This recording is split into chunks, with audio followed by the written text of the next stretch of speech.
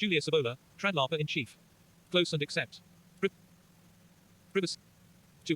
Evola, I suspect more than anyone else, is responsible for generating so much interest in traditionalism today. Rene Guénon doesn't appeal as much to young people who feel themselves in the world through their antinomianism, and yet, it is through Rene Guénon that so much regard for Christianity is retained by traditionalists. Evola didn't like Christianity. Much has been made of Evola's dislikes. However, what exactly did he favor? Not, I think, what he would at #8RST put the most emphasis on. We must go here for the most immediate example of just what makes Evola, when all is said and done, anti-traditional. Avant-garde art, magic and the occult, philosophy, all things that Guénon more or less disapproved of and considered counter-traditional. But it's not simply that Evola liked those things, but the quality of those things which he liked in their particularity. In avant-garde art, he appreciated dissidence and was himself involved with Dada, knowing Tristan Tzara personally. In magic and the occult, he was involved with a group called Yor, whose pseudonymous writings, for all intents and purposes, seemed to be an attempt to one-up the Theosophical Society and Golden Dawn-esque #9 avers of magic which had come to dominate the scene, though Evola's own approach to magic is actually quite similar in many ways to Crowley, whom Evola once praised and whom Evola most resembles in my opinion, regardless of his lip service to tradition. Most importantly, I feel, is Evola's philosophy, which binds his singular concerns together. His enduring in #9 nuances being Nietzsche, Stirner, Michaelstater and Weininger, Evola nevertheless uses the language of German idealism to elucidate a personal philosophy that ultimately amounts to a theory of potency, power, creativity and transcendence. The individual and the becoming of the world gives us a slice of his overall concept, the absolute individual, a phrase he seems to have borrowed from Michaelstater's persuasion and rhetoric.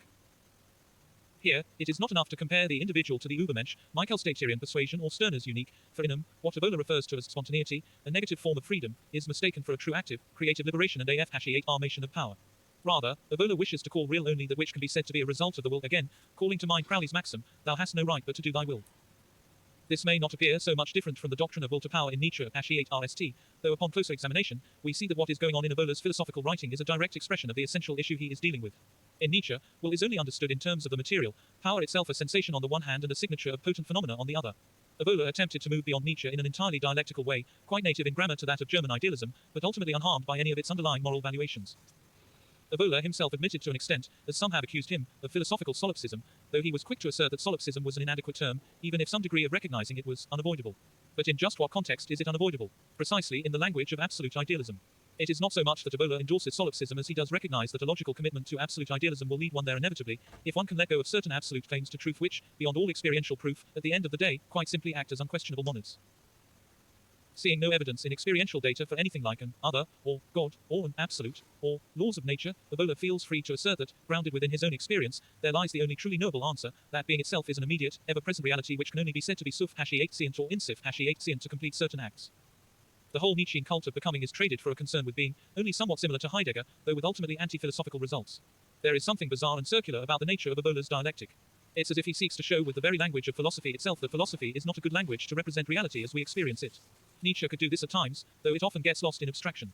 Stirner was pretty good at this, but in a quite limited sense. Schopenhauer comes to mind as well. Imagine the whole of Guénonian tradition being observed through some magical means by the likes of the pre-Socratics or the Stoics. How would they consider it? Certainly as something laughable, something anti-experiential and crass. But Evola's brand, redressed and recon #8 gourd with so much concern for the unconditioned, by way of Buddhism, Taoism, Gnosis, alchemy, Tantra, Hermeticism and initiation in general. A philosophy of power having snuck in through the back door. Evola on the left-hand path, the left-hand path is the only option left to man living in the midst of the Kali Yuga.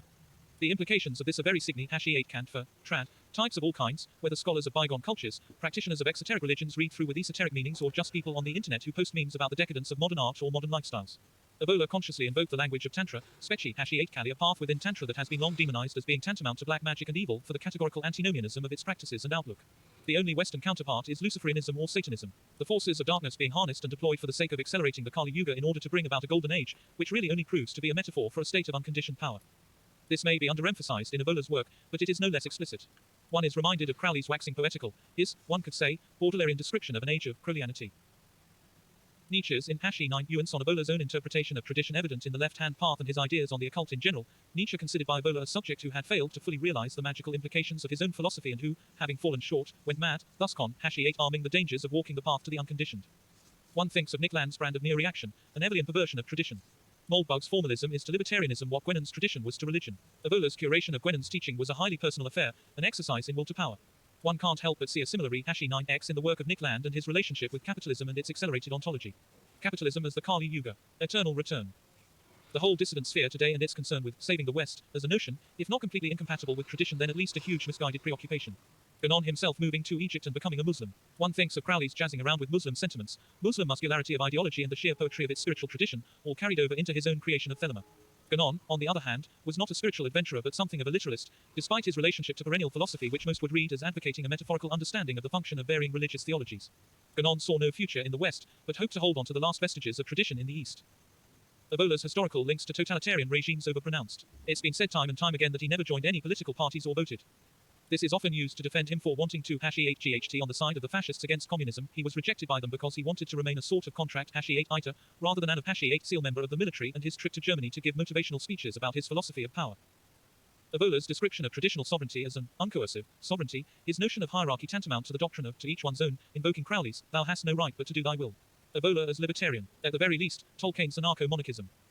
Evola as a public #E8 Gore, Luciferian Promethean personality, Machiavellian #E8 Gore. His rejection of Christianity cannot be overstated, completely antithetical to Gwynon's endorsement of what he read as the essential Christian doctrine.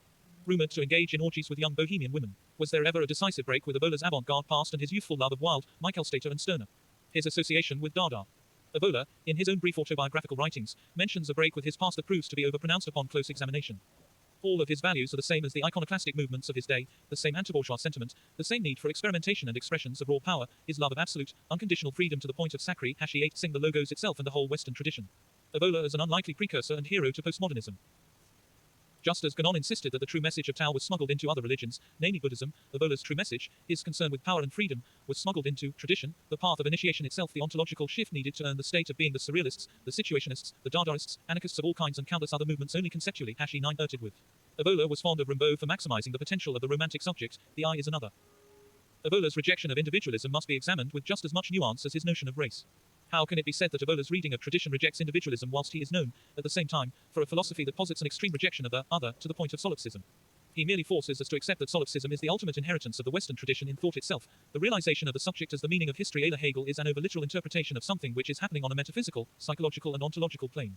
It would be an oversimply #E8 cation to say that Evola hopes to get beyond solipsism by embracing transcendence. Rather, he hopes to get beyond solipsism by revealing that the distinction between immanence and transcendence are an illusion.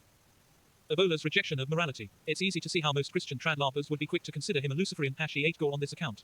The Western tradition must #E8ND its working theory of freedom through complicated schemes by way of Christianity. Evola's rejection of morality begins to make more sense when we look at his appreciation for Buddhism, Taoism, yoga and Tantra. Tradition as total liberation, in the Yogic sense. Alexander Dugin as an Evolian thinker, Peter Carroll's in #E9 nuance on Dugin is not so incompatible with Evola, given the eclectic nature of the Yor group. The Yor group is an order of chaos magic, as far as I'm concerned. Just as Evola oscillated from decadent art movements to tradition, Dugin oscillates between seemingly opposite at #E8RST political entities, third position socialism compatible with tradition, national Bolshevism. His contention that tradition and Soviet communism are both valuable in the struggle against modernity. Modernity's ultimate political manifestation, liberalism. Evola himself did not hesitate to mention that the Soviet Union was superior to the liberal world order in that the Soviet Union, in many instances, still recognized the identity of various ethnic groups. Trad LARPing as a contentious internet phenomenon, a spurious dorkery worse than trickism. Evola used tradition, much like he used everything else, for his own personal ends, resulting from his own personal will. Individualism was ultimately a threat to his own individuality. A true solipsistic philosophy of power would see no contradiction in this. How can one express one's individuality to the fullest if everyone else is encouraged to do the same? Nietzsche's slave morality, the exclusion, enslavement of the weak. But then, he claims that tradition, a higher spiritual order, is how one is ultimately rescued from philosophical solipsism. This approximates, but more than is #E8RST apparent, to Max Stirner's concept of the union in conjunction with the unique.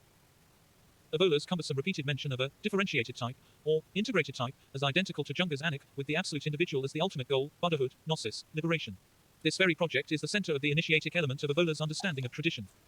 Ganon is ultimately more interested in God. Evola is concerned more with the unconditioned, whatever that is, perhaps as a space of possibility where power can be cultivated in the service of the will. Evola is a vitalist of a very peculiar, magical sort, where Ganon seems like more of a monist. Evola makes tradition more rock and roll and, thus, less traditional. Editor's note. This was meant to be a series of riffs, rough thoughts on Evola's work which were non-polemical and fragmentary. It was more of a visceral response or an interpretation, than anything. However, in the original version, even my interpretation made reference to sources which turned out to be largely unreliable, and have since been omitted. Recent articles.